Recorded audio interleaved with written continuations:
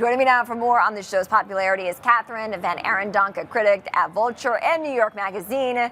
It's great to have you on the show this morning, Kathryn, and tell us why so many people have become so tied to this particular series. Absolutely, yes. So there just aren't that many water cooler shows that we have anymore.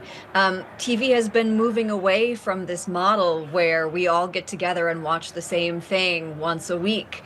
And so something like The White Lotus, which has a mystery hook to it, has these great characters that people can be really fascinated and repulsed by, and that also has this regular release time, a fairly short season length that everyone can commit to.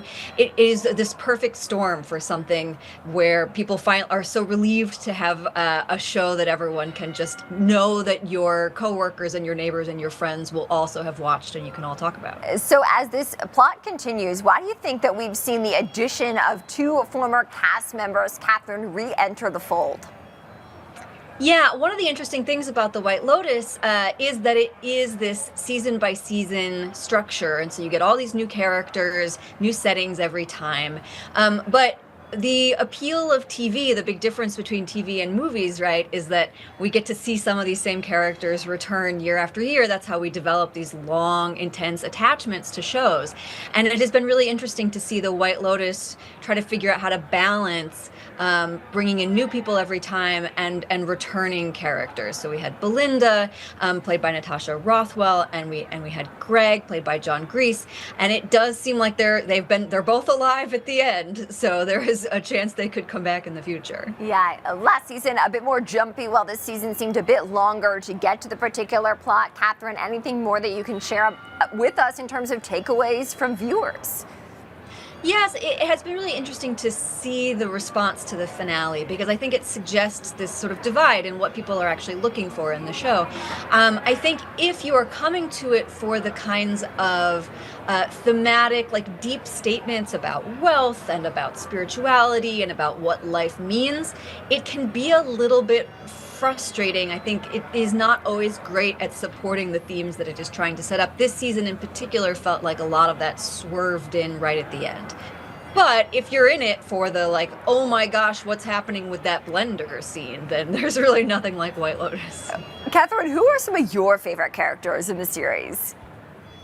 You know, it has been really hard to watch a season 3 without Jennifer Coolidge in it. Jennifer Coolidge's Tanya McQuad is really, I think, the defining feature of the first 2 seasons of the series. And it was a big question for me what this show would feel like without Tanya. However, I have to say I really, really enjoyed Parker Posey playing this incredibly uptight and wealth-focused woman named Victoria Ratliff, and just watching the way that she has filled that big personality void has been really exciting. I also really loved watching Amy Lou Wood this season. She plays Chelsea, and she is one of those figures who, although I have to say I don't think the plot was written to her as well as I wanted it to be. She became this kind of wind-up doll who just said, like, Rick, where's Rick? By the end, that performance is so good that you don't care. You're happy to have her on screen.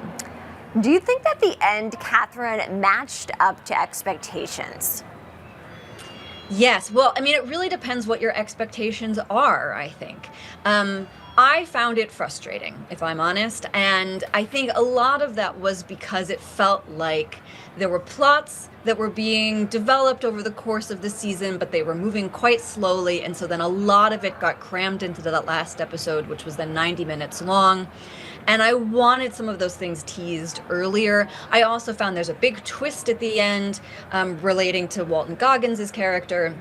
And that felt like something that was very, very easy to anticipate from early. And so then by the time it actually comes around, it doesn't have the impact that I think it should have. On the other hand, was I watching it live? Yes. Was I having a great time watching the blender get whirred up? Was I yelling no as they were drinking their pina coladas?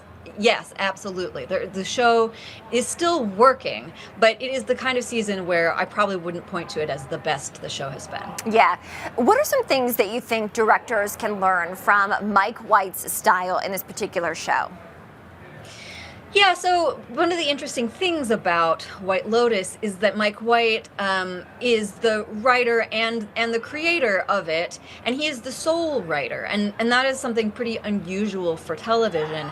And I have to say, although I love this show, and I think particularly the second season is fantastic, what I wonder about is what this show would be like if it had a slightly more collaborative approach.